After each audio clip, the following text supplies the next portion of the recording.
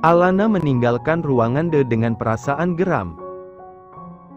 Dia terus mengepalkan tangan, tidak percaya kalau ternyata pria itu lebih memilih bersama dengan Ciara. Gadis yang sama sekali bukan levelnya.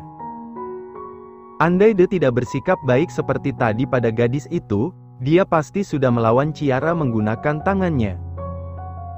Sebab Ciara telah menginjak-injak harga dirinya, berani sekali gadis itu berbicara dengan nada congkak seperti itu. Memangnya dia siapa? Anak orang kaya saja bukan? Pikir Alana.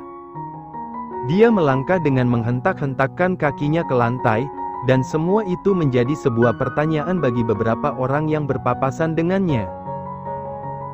Namun, di antara mereka tidak ada yang berani bertanya.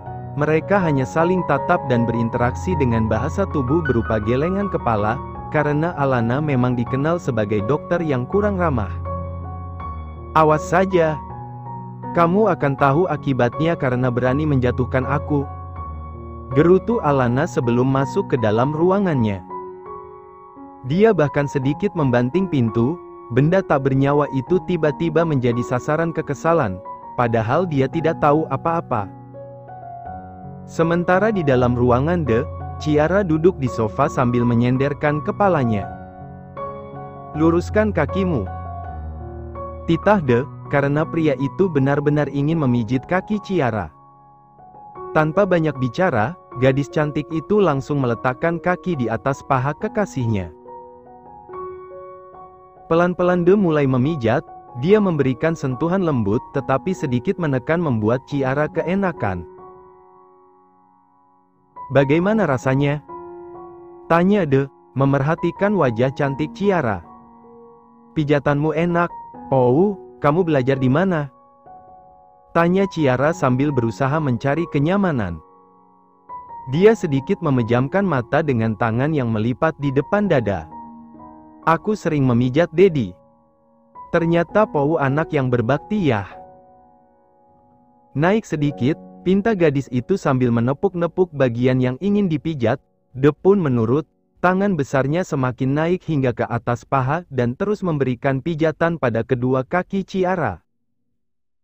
Hingga gadis itu benar-benar memejamkan matanya, karena terlalu nyaman. Namun, tiba-tiba pikiran nakal pria itu mulai kambuh, jari jemarinya mulai tak bisa dikondisikan. Ada apa? Tanyanya dengan wajah tanpa dosa. Oh, aku minta dipijat, bukan diusap-usap. Aku memang sedang memijatmu, Mo, apa kamu tidak lihat? Bohong, tadi aku merasa kamu. Ciara tidak melanjutkan ucapannya karena menghentikan gerakan tangannya. Pria itu menepuk paha meminta Ciara agar duduk di sana.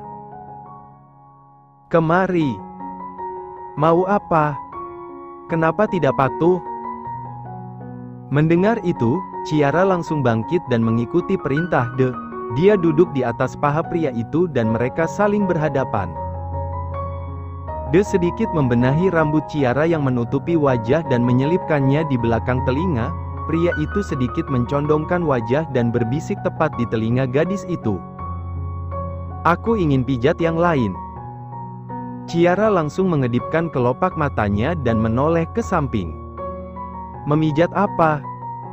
Kedua mata Ciara membola, sementara menyeringai. Untuk kedepannya, Ciara harus benar-benar waspada, sebab dokter dingin yang tidak pernah mengenal seorang wanita ini sudah berubah menjadi dokter mesum. Aku ingin mengundang keluargamu makan malam di rumah, tapi berhubung dedimu belum sembuh betul, bagaimana kalau kamu duluan? Supaya aku bisa memperkenalkan kamu pada semua keluargaku, ucap sambil membelai wajah Ciara yang kini bersandar di dada bidangnya. Sebenarnya dia ingin sekali kedua orang tua mereka bertemu dan membicarakan tentang rencana pernikahan mereka, tetapi keadaannya sangat tidak memungkinkan. Andrew baru saja sadar, sementara Ken belum bisa bertemu dengan semua orang. Jadi cukup sulit untuk merencanakan sebuah pertemuan. Hanya aku? Tanya Ciara, jari jemarinya mulai bergerak di dada sang pria, membuat tulisan-tulisan abstrak. Iya, sayang. Kalau dedimu sudah sembuh, dan dediku sudah tidak mual-mual, aku pasti akan membawa kedua orang tuaku untuk segera melamarmu. Aku malu, Pou. Keluargamu kan banyak, pasti sangat ramai, iya, kan? Tidak juga, aku memiliki satu keponakan yang lucu, kamu pasti senang berkenalan dengannya. Anak siapa? Anak pertama Anek dengan Jenny. Jadi kakak iparmu sedang mengandung anak kedua? Iya, usianya baru 5 tahun, dia pernah mengira aku itu Anek. Jadi dia memanggilku Dedi, rasanya sangat aneh dipanggil seperti itu. Ciara mendonggak hingga dia dapat melihat wajah tampan kekasihnya. Kenapa? Sepertinya kamu alergi sekali terhadap anak kecil. Kamu tidak ingin memiliki anak? Merasa aneh bukan berarti tidak suka, sayang. Buktinya aku menyukaimu, bukankah kamu anak kecil? Goda De dengan mengusap pucuk hidung Ciara. Kamu berbohong? De sudah tidak tahan, dengan kekehannya dia menangkup kedua sisi wajah kekasihnya. Pria berjambang lebat itu merasa sangat gemas hingga menggigit dagu Ciara. Au, sakit, Pou. Itu hukuman karena kamu terlalu menggemaskan. Dari dulu aku memang menggemaskan, tapi kamu baru menyadarinya. De tak menjawab, untuk soal seperti itu sudah dipastikan dia akan kalah. Dia lebih memilih untuk mengalihkan pembicaraan ke pembahasan pertama. Jadi bagaimana? Kamu mau tidak? Kalau iya, nanti aku akan bicara pada Momi. Ciara nampak berpikir sejenak, menimbang bagaimana baiknya, hingga muncul sebuah ide. Bagaimana kalau aku mengajak Clarissa? Mendengar nama yang terasa asing itu, De langsung mengerutkan kening. Siapa? Saudaramu? Ciara langsung mengangguk antusias, dia menegakkan tubuhnya dan menatap De dengan tersenyum ceria. Saat ini gadis itu masih duduk di atas paha kekasihnya. Iya, Pou, supaya ada yang menemaniku. Boleh, asal dia bukan Chandra itu tidak masalah. Mendengar nama Chandra, Ciara sedikit membulatkan kelopak matanya. Tadi mereka sempat bertemu dan saling menyapa. Dia bahkan bercerita bahwa kini ia dan De telah resmi pacaran.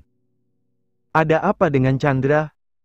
De mendesah kecil, lalu menyentil dahi Ciara. Jangan dekat-dekat dengannya, aku tidak suka. Cukup denganku, hanya aku priamu.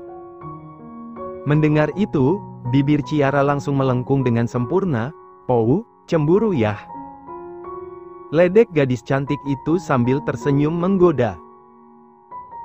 Cemburu apa? Aku hanya tidak suka. Tegas De. Tetapi Ciara tidak percaya. Dia mengikuti gerakan kepala De yang sedang menghindari tatapan matanya. Sudah mengaku saja, Pou cemburu, kan padanya? Tidak. Untuk apa aku cemburu pada Chandra? Bohong, pasti cemburu, kan? Iya, kan? Kalau tidak, ya sudah, aku akan keluar dan menemuinya sekarang. Ciara segera bangkit dari tubuh De, dan berpura-pura ingin keluar. Namun, ternyata De tidak menahannya, pria itu hanya diam saja dan membiarkan Ciara melangkah. Gadis itu melirik De sekilas, pria itu masih saja bergeming. Dia mencebik kesal dan langsung meriah kenop pintu. De benar-benar menyebalkan. Baru saja Ciara ingin memutar kenop itu, tiba-tiba De bicara dengan suara beratnya.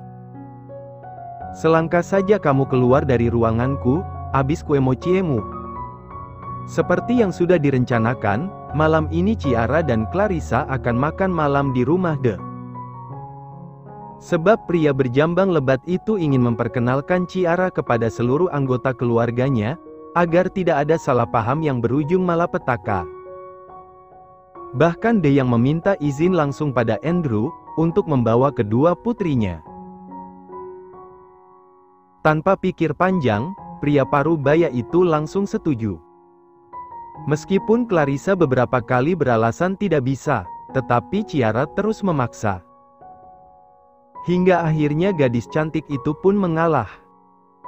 Alhasil malam ini dia ikut berdandan untuk memantaskan dirinya. Dia bilang akan ada supir yang menjemput, padahal di rumah pun mereka memiliki supir pribadi. Bagaimana penampilanku, Cla? Apa terlihat menakjubkan? Tanya Ciara sambil memutar tubuhnya. Clarissa memperhatikan dengan seksama, tiba-tiba tangan gadis itu menahan pundak Ciara, lalu menarik ikat rambut gadis itu. Coba geraikan rambutmu, supaya terlihat lebih anggun. Kalau dikuncir kuda, kamu malah terlihat seperti anak sekolah, ucap Clarissa, menilai penampilan adik tirinya. Ciara kembali mematut dirinya di depan cermin. Dari dulu dia jarang sekali berdandan, jadi dia tidak terlalu mahir untuk memadukan tatanan rambut dan juga dress yang dia kenakan. Kemari, biar ku bantu. Clarissa menyuruh Ciara untuk duduk, sementara dia mengambil alat untuk membuat rambut Ciara terlihat bergelombang. Setelah beberapa menit kemudian, akhirnya mereka selesai menyempurnakan penampilan. Clarissa tersenyum tipis sambil memperhatikan Ciara yang terlihat sangat cantik malam ini. Perfect. Satu kata itu mampu membuat Ciara tersipu, pipinya merona dengan uluman senyum yang tak biasa. Dia semakin tidak sabar untuk bertemu dengan pria itu pasti akan terpesona dengan penampilannya. Karena kini dia terlihat sedikit lebih dewasa. Salah satu asisten rumah tangga mengetuk pintu kamar Ciara, memberitahu bahwa mobil jemputan sudah menunggu mereka di depan rumah. Tanpa babi bu mereka berdua langsung turun ke bawah. Melihat kedatangan Ciara dan Clarissa, supir yang ditugaskan oleh untuk menjemput mereka menyambut dengan sopan dan ramah, lalu mempersilahkan kedua gadis cantik itu untuk masuk ke dalam mobil. Di sisi lain, tepatnya di mansion keluarga Tan, beberapa asisten rumah tangga terlihat sedang menghidangkan beberapa makanan yang baru saja matang. Di meja panjang itu, seketika penuh dengan berbagai macam menu masakan. Karena Zoya sendiri yang memerintahkan, bahkan tak jarang ikut turun tangan. Semua penghuni mansion terlihat rapi. Satu persatu mereka keluar dari kamar masing-masing menuju meja makan. Hanya Ken yang tidak terlihat, sebab pria parubaya itu benar-benar tidak berdaya. Bahkan Ken terpaksa diinfus untuk sedikit memberikannya tenaga. Di dalam kamar, berkali-kali mengganti pakaiannya, dia mencoba mencari yang paling pantas, tetapi sampai sekarang belum ketemu juga. Haish! Kenapa pakaianku mendadak jelek semua? Gerutu dia kembali mengambil kemeja yang menggantung rapi lengkap dengan jas warna senada. Dia mencoba mencocokkannya di badan dan melihat ke arah cermin. Ternyata lumayan juga, akhirnya dia memutuskan untuk memakai kemeja tersebut, tak lupa dia memakai jam tangan koleksinya. Lalu menyisir rambut menggunakan tangan. Cih, ternyata aku memang tampan, pantas banyak wanita yang mengejarku. Tapi aneh, aku malah terpikat dengan seorang gadis seperti Ciara. Dia tersenyum saat mengingat wajah lugu nan polos itu. Tidak menyangka jika pertemuan tanpa kesengajaan itu akan berujung menjadi cinta. Setelah merasa sempurna dengan penampilannya, dia keluar dan menyusul anggota keluarganya di meja makan. Aroma harum tiba-tiba tercium dengan sangat menyengat, begitu dia melangkah menuju tempat duduknya. Seketika semua orang kompak melebarkan kelopak mata, dengan keringitan penuh tanda tanya. Heh, jangan mentang-mentang mau bertemu dengan kekasihmu, kamu sampai lupa diri begitu, cetus Coko dengan mengibaskan tangan di depan hidung. Apa maksudmu? Pakai parfum itu sewajarnya, jangan sampai satu botol kamu tuang di baju, bisa-bisa pingsan nanti pacarmu. Timpalbi ikut merasakan resah akibat aroma yang menusuk indera penciumannya. Iya maaf, lagi pula aku hanya pakai sedikit, hanya saja ini parfum mahal, balas De membela diri, tidak ingin disalahkan. Walaupun sebenarnya dia memang menyemprotkan parfum itu ke seluruh tubuhnya. Sudah, kenapa malah ribut seperti itu? Lihat, Ciara sudah datang, ucap Zoya melerai perdebatan anak-anaknya. Dia menunjuk Ciara dan Clarissa yang sedang melangkah bersama, hingga tatapan semua orang mengikuti kemana arah telunjuknya. De langsung meneguk ludah begitu melihat penampilan Ciara malam ini. Apalagi di dalam jarak sejauh itu, Ciara sudah tersenyum malu-malu. Ah, mochiku,